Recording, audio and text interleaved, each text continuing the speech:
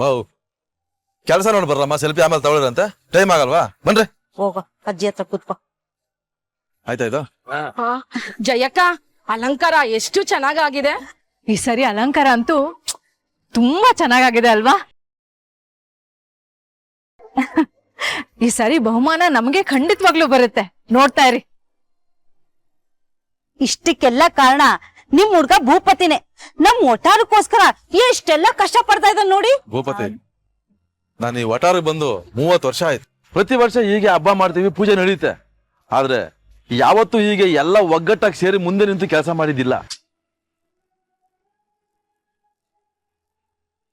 ಯಾರೋ 4 ಜನ ಕೆಲಸ ಮಾಡೋರು, ಉಳಿದವರು ಆರಾಮಾಗಿ ಮನೆಯಾಗಿರೋರು. ಈ ಸತಿ ನೋಡು ಎಷ್ಟು ಕಳ್ಕಳಿ ಆಗಿದೆ. ಇದೆಲ್ಲ ನಿನ್ನಿಂದ. ಅಯ್ಯೋ, ನನ್ನಿಂದ ಅಲ್ಲ ಸಖಿ. ಇದಕ್ಕೆಲ್ಲ ಕಾರಣ ಆರ್ಜೆ ಸಖಿ. ನೀವೆಲ್ಲ ಅವಳಿಗೆ ಥ್ಯಾಂಕ್ಸ್ ಹೇಳ್ಬೇಕು.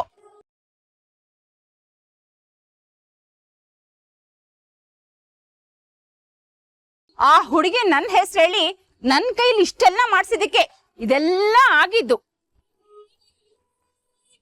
ಆರ್ಜೆ ಸಖಿನ ಇಲ್ಲೇ ಕರೆಸಿ ಸನ್ಮಾನ ಮಾಡಿದ್ರು ಕಮ್ಮಿನೇ. ಅಂತ ಒಳ್ಳೆ ಕೆಲಸ ಮಾಡಿದಾಳ ಆ ಹುಡುಗಿ. ನಾವೆಲ್ಲ ಅದರಿದ್ರ ನಕ್ಷತ್ರ ನಂಬ್ಕೊಂಡಿದ್ರೆ ಅಷ್ಟೇ.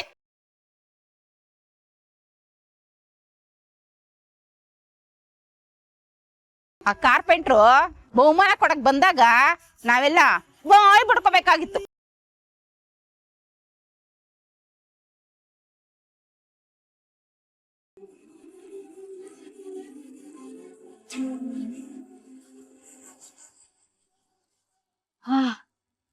ಅಪ್ಪ, ಎಲ್ಲ ಕೆಲ್ಸನೂ ಆಗಿದೆ. ದೇವ್ರೆ, ಭೂಪತಿನೂ ಇಲ್ಲೇ ಇದ್ದಾನೆ. ಅದೆಷ್ಟು ಬೈಕೋತಾನೋ, ಅದೆಷ್ಟು ಸಿಟ್ಟಲ್ಲಿದ್ದಾನೋ ಇವತ್ತು.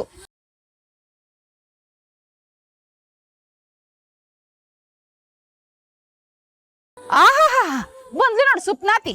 ಎಲ್ಲ ಮುಗಿದ್ಮೇಲೆ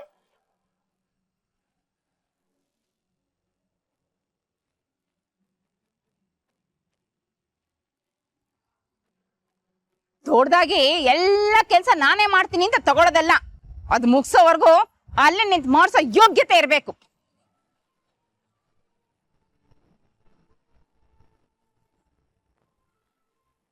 ಆರ್ಜೆ ಸಖಿ ನೋಡ್ ಕಲ್ತ್ಕೋ.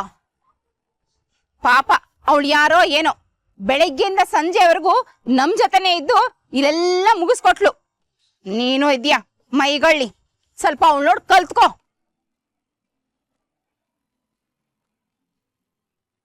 ಇನ್ಮೇಲೆ ಇವಳನ್ನ ನಂಬಿ ಯಾವ ಕೆಲ್ಸನೂ ಕೊಡ್ಬೇಡಿ. ಎಲ್ಲ ಹೀಗೆ ಎಕ್ಕುಟ್ಟೋಗುತ್ತೆ.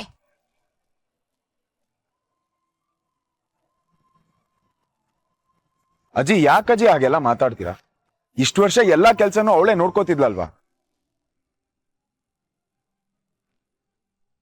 ಏನೋ ಈ ವರ್ಷ ಕೆಲ್ಸ ಬಂತು ಅಂತ ಹೋದ್ಲು, ಅದು ಅರ್ಜೆಂಟ್ ಕೆಲ್ಸ ಅಂತ ಹೋದ್ಲು. ಈಗೇನು ಅವಳಿಲ್ಲ ಅಂತ ಕೆಲ್ಸ ನಿಂತೋಗಿತ್ತಾ? ಇಲ್ಲ ತಾನೆ. ನಾವೆಲ್ಲರೂ ಒಗ್ಗಟ್ಟಿಂದ ಕೆಲ್ಸ ಮುಗಿಸಿದೀವಲ್ವಾ? ಬಿಟ್ಟಾಕಿ ಅಜ್ಜಿ, ಪದೇ ಪದೇ ಅದನ್ನೇ ಯಾಕೆ ಮಾತಾಡ್ತೀರಾ? ಸೀತಕ್ಕ, ನಿಮ್ಮ ಮಗಳ ಮೇಲೆ ನಿಮ್ಗೆ ನಂಬಿಕೆ ಇಲ್ವಾ? ಯಾರಮ್ಮ ನನ್ ಮೊಮ್ಮಗಳು? ಇದ್ದರಿದ್ರಕ್ಕೂ ನನಗೂ ಏನ್ ಸಂಬಂಧನೂ ಇಲ್ಲ.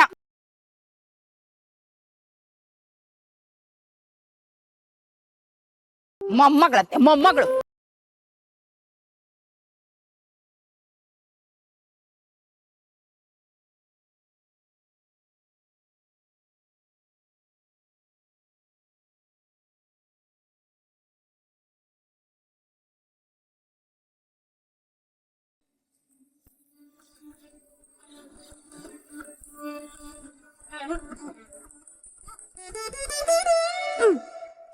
ಎಷ್ಟು ಚೆನ್ನಾಗಿದೆ. ಏನು ಗೊತ್ತಿಲ್ಲ ಅಂತಾನೆ ಎಷ್ಟು ಕೆಲಸ ಮಾಡಿ ಮುಗಿಸಿದ್ಯೋ. ಅಷ್ಟಲ್ದೆ ವಟಾರದ ಜನರ ಕಣ್ಣಲ್ಲಿ ಹೀರೋನೇ ಆಗ್ಬಿಟ್ಟೆ. ಜೊತೆಗೆ ನನ್ ಮರ್ಯಾದೆನೂ ಉಳಿಸ್ದೆ. ಹಾಗೆಲ್ಲ ಏನು ಇಲ್ಲ ಕಣೆ. ನಿಜ ಹೇಳ್ಬೇಕು ಅಂದ್ರೆ ಎಲ್ರು ಕೈ ಜೋಡ್ಸಿದಕ್ಕೆ ಈ ಕೆಲಸ ಆಗಿತ್ತು. ಅದ್ರಲ್ಲೂ ಆರ್ಜೆ ಸಖಿ ಏನ್ ಮ್ಯಾಜಿಕ್ ಮಾಡಿದ್ರು ಗೊತ್ತಾ? ಅವ್ರು ಇರ್ಲಿಲ್ಲ ಅಂದಿದ್ರೆ ಇದ್ ಯಾವ್ದು ಆಗ್ತಾನೆ ಇರ್ಲಿಲ್ಲ. ಭೂಪತಿ, ವಟಾರದ ಜನರ ಮುಂದೆ ನನ್ಗೆ ಅವಮಾನ ಆಗ್ಬಾರ್ದು ಅಂತ ನಾನ್ ವಹಿಸ್ಕೊಂಡ್ ಮಾತಾಡ್ದೆ. ಈಗ ಯಾರು ಇಲ್ಲ. ನಿನ್ಗೆ ಎಷ್ಟು ಬೈಬೇಕು ಅನ್ಸುತ್ತೋ ಅಷ್ಟು ಬೈ. ಏನೇ ಸಿಟ್ಟಿದ್ರು ಮನ್ಸಲ್ಲಿ ಇಟ್ಕೋಬೇಡ, ಎಲ್ಲ ಬೈದ್ಬಿಡು. ಸಿಟ್ಟ ಯಾಕೆ? ಎಲ್ಲ ಗೊತ್ತಿದ್ದು ಹೀಗ್ ಕೇಳ್ತಿದ್ಯಲ್ಲ ಮಿಸ್ಟ್ರಿ. ಇವತ್ ನಾನಿನ್ನ ನಡು ನೀರಲ್ಲಿ ಬಿಟ್ಟೋದೆ. ಅದಲ್ದೆ ಫೋನ್ ಕಾಲ್ಗೂ ಸಿಕ್ಕಿಲ್ಲ. ಆ ಕ್ಷಣದಲ್ಲಿ ನೀನ್ ಎಷ್ಟು ಟೆನ್ಷನ್ ಪಟ್ಟಿದ್ಯೋ, ಎಷ್ಟು ಗಾಬರಿ ಆಗಿದ್ಯೋ ನೆನ್ಸ್ಕೊಂಡ್ರೇನೆ ಅಯ್ಯೋ ಅನ್ಸುತ್ತೆ. ಅಮ್ಮ ಮಾರಾಯ್ತಿ, ಆ ಟೈಮಲ್ಲಿ ಟೆನ್ಷನ್ ಅಲ್ಲಿ ಇದ್ದಿದ್ದು ಕಂಗಾಲಾಗಿದ್ದಂತೂ ನಿಜ. ಅದಕ್ಕೆ ನಿನ್ ಮೇಲೆ ಯಾಕೆ ಸಿಟ್ಟಲ್ಲಿರ್ಲಿ? ಈಗ ಈ ಕೆಲ್ಸನೆಲ್ಲ ತುಂಬಾ ಇಷ್ಟಪಟ್ಟು ಆಸೆ ಪಟ್ಟು ಇಂಟ್ರೆಸ್ಟ್ ಇಂದ ಮಾಡೇ ಮಾಡ್ತೀನಿ ಅಂತ ಒಪ್ಕೊಂಡೋಳು ನೀನೇ ಅಲ್ವಾ? ನಮ್ ವಟಾರನ ಗೆದ್ದೇ ಗೆಲ್ಲಿಸ್ತೀನಿ ಅಂತ ನಿಂತೋಳು ನೀನೇ ಅಲ್ವಾ? ಇಷ್ಟೆಲ್ಲ ಗೊತ್ತಿದ್ದು ನೀನ್ ಇಮಿಡಿಯೇಟ್ ಆಗಿ ಹೋದೆ ಅಂದ್ರೆ ನಿನ್ ಏನೋ ಅರ್ಜೆಂಟ್ ಕೆಲಸ ಬಂದಿರುತ್ತೆ. ಅದನ್ನ ನಾನ್ ಅರ್ಥ ಮಾಡ್ಕೊಂಡಿದೀನಿ. ಇವಾಗ ಇದೆಲ್ಲ ಯಾಕೆ? ನೀನ್ ಮೊದ್ಲು ಇದನ್ನೆಲ್ಲ ತಲೆಯಿಂದ ತೆಗೆದಾಕಿ ಆರಾಮಾಗಿ ಹೋಗು. ಸತ್ಯವಾಗ್ಲೂ ಹೇಳ್ತೀನಿ ಕಣೋ, ನಮ್ಮಮ್ಮ ನಮ್ಮಕ್ಕನ ಬಿಟ್ರೆ ನೆಕ್ಸ್ಟ್ ನೀನೇ ನನ್ನ ಇಷ್ಟ ಅರ್ಥ ಮಾಡ್ಕೊಂಡಿರೋದು. ಇವತ್ತಂತೂ ನನ್ ಕಣ್ಣಲ್ಲಿ ನಿನ್ ಲೆವೆಲ್ಲೇ ಬೇರೆ ಆಗೋಯ್ತು. ಅಪರಂಜಿ ಕಣೋ ನೀನು ಮಿಸ್ಟ್ರಿ. ಇದ್ರೆ ನಿನ್ನಂತ ಫ್ರೆಂಡ್ ಇರ್ಬೇಕು. ತುಂಬಾ ಥ್ಯಾಂಕ್ಸ್. ಅಮ್ಮ ತಾಯಿ, ಸಾಕ್ ನಿಲ್ಸು ನಿನ್ ಖಾಲಿ ಡಬ್ಬಿ ಕತೆನಾ.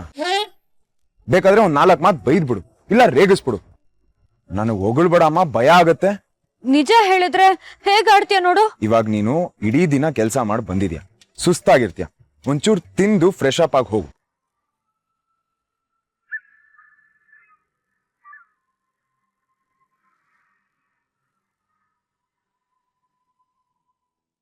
ಯಾರ್ಗೆ ಆಗ್ಲಿ ಇಷ್ಟೊಳ್ಳೆ ಮನ್ಸಿರಕ್ ಹೇಗೋ ಸಾಧ್ಯ? ನಿನ್ ಜಾಗದಲ್ಲಿ ಬೇರೆ ಯಾರಾದ್ರೂ ಇದ್ದಿದ್ರೆ ನನ್ಗೆಷ್ಟು ಬೈತಿದ್ರೋ, ಎಷ್ಟು ಆಡ್ಕೋತಿದ್ರೋ. ಆದ್ರೆ ನೀನ್ ನೋಡು, ಸಿಟ್ ಮಾಡ್ಕೊಂಡು ಬೈಯೋ ಬದಲು ಮತ್ತೆ ನನ್ಗೆ ಸಮಾಧಾನ ಮಾಡ್ತಿದ್ಯಾ. ಥ್ಯಾಂಕ್ಸ್ ಭೂಪತಿ. ಇದನ್ನೆಲ್ಲ ನಾನು ಯಾವತ್ತೂ ಮರೆಯಲ್ಲ.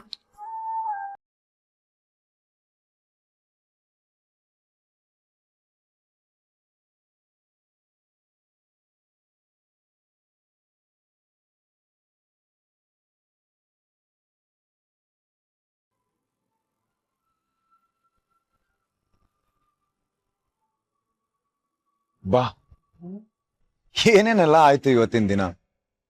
ನನ್ನ ಲೈಫ್ ನ ಬೆಸ್ಟ್ ಮೆಮೊರಿ ಇವತ್ತು.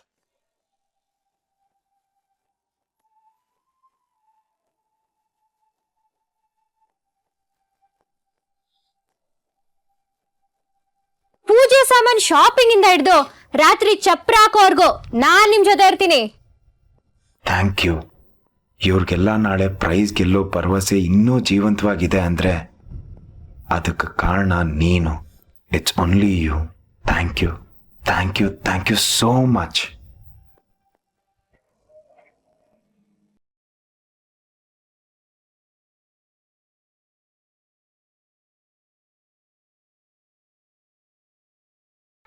ತಾತ, ನೀವೇ ನಿಮ್ ಕೈಯಾರೆ ವಸ್ತು ಮಾಡಿರೋ 30 ಪ್ಯಾಕೆಟ್ ಗಂಧದ ಕಡ್ಡಿ ಕೊಡಿ. ಹಚ್ಚಿದ್ರೆ ಗಮಗಮ ಅನ್ಬೇಕು.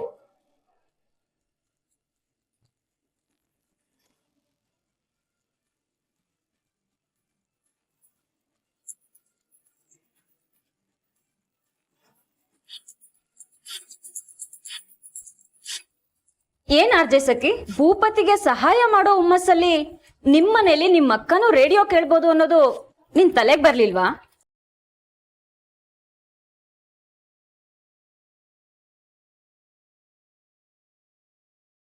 ಅಕ್ಕ, ಏನ್ ಕೇಳ್ತಾ ಇದ್ಯಾ? ಗಂಧದ ಕಡ್ಡಿ ಆರ್ಜೆ ಸಖಿ, ಏನ್ ಹಾಗಂದ್ರೆ? ಬಾರಿಸ್ಬಿಡ್ತೀನಿ ನಕ್ಷತ್ರ. ಸುಳ್ಳು ಹೇಳ್ಬಿಡ. ನನ್ಗೆಲ್ಲ ಗೊತ್ತಾಗಿದೆ. ನಿನ್ ಕ್ಯಾಬ್ ಡ್ರೈವರು ನನ್ಗೆಲ್ಲ ಹೇಳಿದಾನೆ.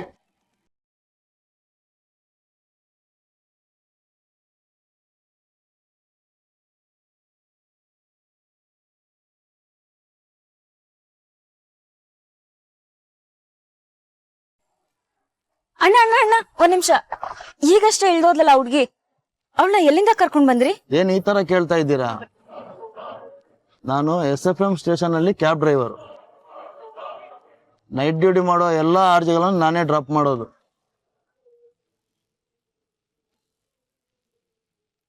ಯಾಕೆ? ಯಾಕೆ ನಕ್ಷತ್ರ ಅಲ್ಲೆಲ್ಲ ನಿನ್ನನ್ ಬೈತಾ ಆ RJ ಸಖಿನ ಹೊಗಳುತ್ತಿದ್ರೆ ನನ್ಗೆ ಹೇಗಾಗ್ತಿತ್ತು ಗೊತ್ತಾ?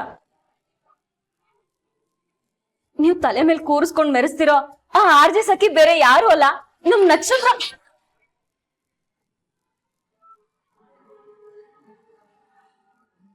ಪ್ಲೀಸ್ ಕಣೆ, ಅದ್ಯಾವತ್ಗೂ ಸಾಧ್ಯ ಇಲ್ಲ.